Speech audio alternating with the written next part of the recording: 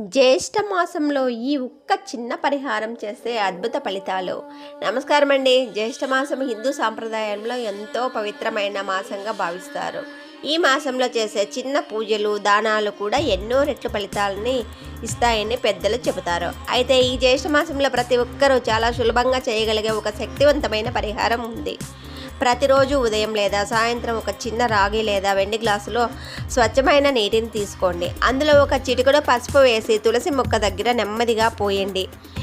నీరు పోస్తూ ఓం నమో భగవతే వాసుదేవాయ అనే మంత్రాన్ని 11 సార్లు జపించండి. ఈ చిన్న పరిహారం వల్ల ఇంట్లో ఉన్న నెగిటివ్ ఎనర్జీ తగ్గి లక్ష్మీ కటాక్షం పెరుగుతుందని ఆధ్యాత్మిక గ్రంథాలు చెబుతున్నాయి.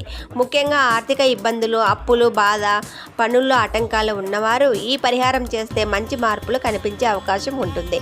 అలాగే జ్యేష్ఠ మాసంలో వీలైతే అరటి పండ్లు లేదా కొద్దిగా శనగలు పేదవారికి దానం చేయండి.